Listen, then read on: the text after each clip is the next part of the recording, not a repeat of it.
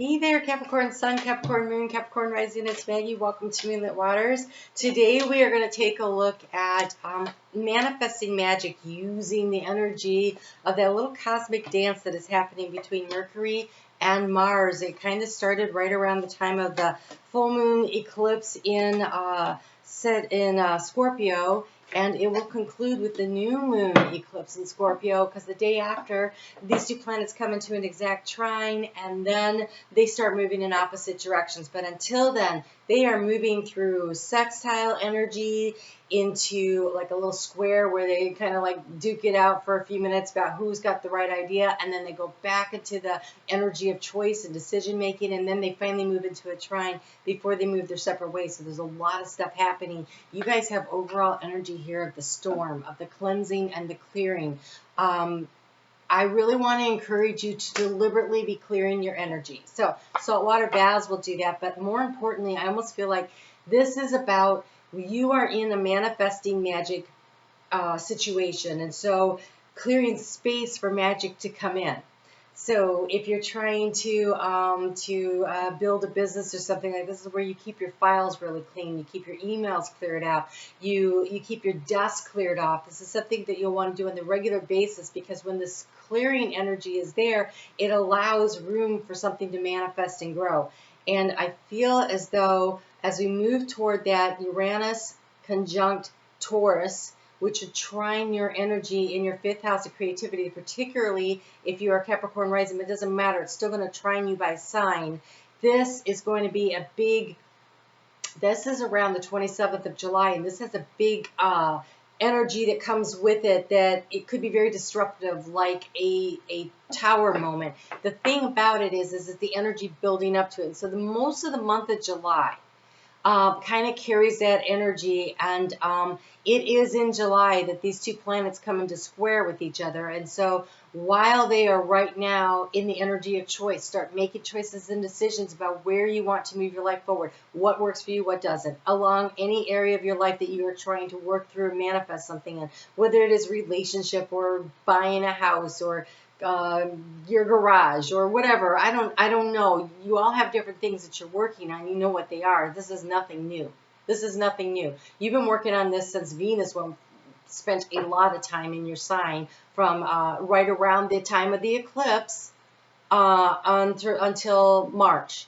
And so during those 4 months when she was doing her retrograde in your sign, she was helping you figure out what it is you're working on. And now it's time to dig a little deeper, clear a little more, so the manifesting energy could come in and you could really manifest something. And so here we have the Page of Wands. We have news and information coming in as the overall energy, and the key to the situation here is the High Priest. So the High Priest. That is some really stabilizing energy, but it's also the energy of kind of stuck. It feels stuck. I like that it's in the heart space, because this is you connecting in with your higher self and taking action from it, because it is the yang energy as opposed to the High Priestess, which is about the receptive energy. But a lot of times it's like, I can't do that. If I try to do that, then I might upset the apple cart. You know, this is traditional. This is the way we've always done it. And I almost feel like it could be holding you back. And that is your current energy. And so there's an opportunity here for you to kind of shake things up. I want to say kind of look at things very intuitively. Wow, okay. So you've been going through a healing process or thinking about healing something. This could have been your physical body. This could have been healing a relationship. This could have been healing, feel strongly on those two fronts. It could be healing in a business form.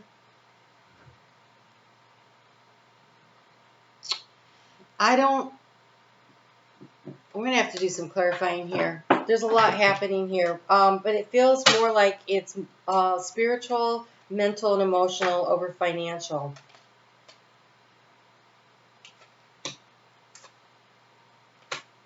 Okay, wow, that's funny. When I was doing the pre-shuffle, this card came out, and this is a tower.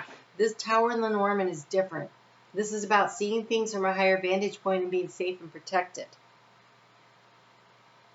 There's wisdom trying to come in. I almost feel like this. Okay, so this high priest, we've got the owls and the wisdom, being safe and protected. This is your spirit guide. Because there's this little boy. The little boy is playing with his ship. The ship is his dream.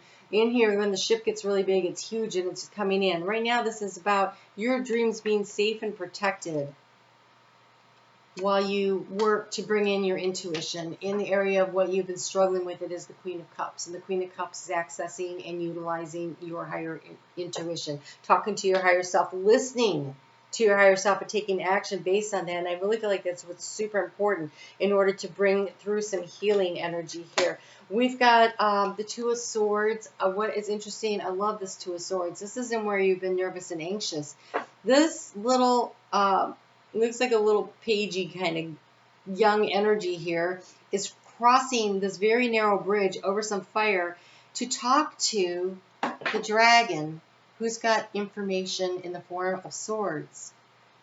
And he's very timid about it. I could see why you'd be a little nervous. And so there's a need to really try to bring in more information through your intuition. He's not blindfolded in this. He is willing to go a little deeper to get the information, or in this case, a little higher. Here we have the Six of Swords. So this is in your thought process. How do I heal? That's why I feel like it's either a relationship, could be financial, but I kind of don't think it's financial. It feels like relationship or spiritual or physical. Physical could definitely be a thing here. So, transform the situation. We have the Three of Swords. For some of you, you aren't feeling well. I almost feel like you need more information, and it might be related to your heart. For others, it is about repairing from a heartbreak situation. This little Page of Wands, she is petting the dragon. It's very nice, sweet communication. It has a very like Page of Cups kind of energy to it. And here, the recommended behavior, action to take here is this beautiful Three of Cups. It is connecting with soulmates. So with your family, your friends, could be your spirit guide team. What's this Three of Swords about?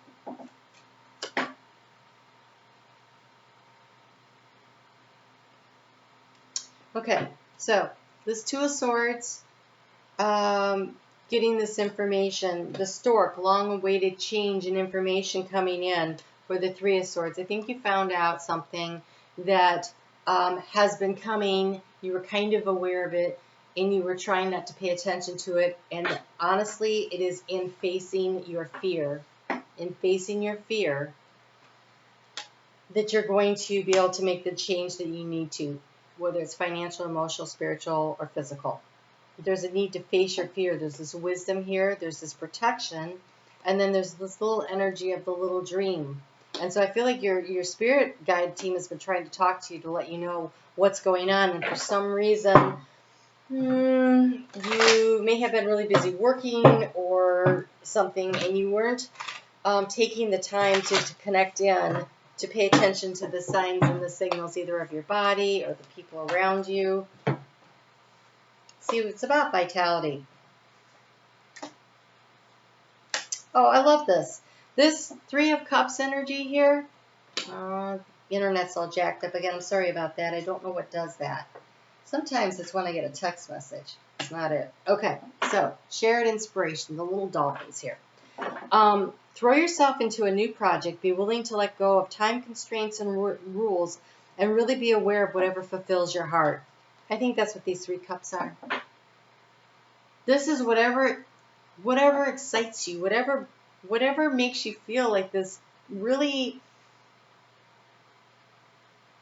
pleasurable new beginning is what it feels like. And we have rediscover your zeal. Like something that gets you really excited about doing the work of the work. Doing the work of physically. Okay, so for instance, you guys know I've been really sick. Anyone who's been watching my channel knows I was super sick when Venus was in Capricorn. I'm a Capricorn rising. And I've been working on that healing process, and now I'm at the next stage where I'm going to start working on rebuilding my physical strength, and I'm excited about it. I was like, well, what can I do that would be fun? And for me, swimming is fun, so I'm going to be back in the pool. And so I set some goals. I plan to, this is a secret, nobody knows. I plan to go do a Tough Mudder with my friends in August. So mostly we'll walk, but hey, I want to go do this. And so it's a target, it's a goal, it's a date, right? And so it motivates me even a little bit more. And so it's that kind of thing, rediscovering your zeal. Like, what is it that lights you up, that fires you up, that gets you on target, that gets you working towards something? And we have disengaged from the outcomes. And so it's let go, so you can open yourself to the highest love that you deserve. Find ways to release worry or unresolved or any unresolved lack of forgiveness that you might be holding on to. So we go back to the storm. If this is a relationship issue, for those of you have to do this forgiveness thing, we start with ourselves. Oh my gosh, I forgive myself for not understanding that was probably a little quagmire that I stepped into. And so I am going to release judgment of myself, and I'm going to love myself. And then once you do that for yourself, it's really easy to be loving and forgiving toward others. Forgiving ourselves is so hard because we set such high expectations for ourselves, but we forget that we came here to do these things, to learn these lessons, to grow and evolve as a soul. And they're not mistakes. They're just part of the school that we're in. So moving forward, as far as finances go, you have the Four of Pentacles. I want to say, this is not a time to be overspending. This is a time to don't hang on so tightly to your resources that there's no room for Spirit to bring some in. At the same time, be discerning on the spending of money, because in your heart, you are going for this Nine of Pentacles, this sense of self-empowerment, of knowing your own value, knowing your own worth, and being independent. And the outgoing card is lovely. It's the Chariot.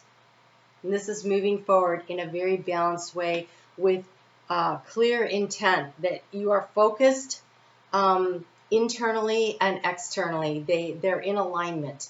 Your subconscious and your conscious are working together to master something, to create something, to move something to the next level. So it's really beautiful energy.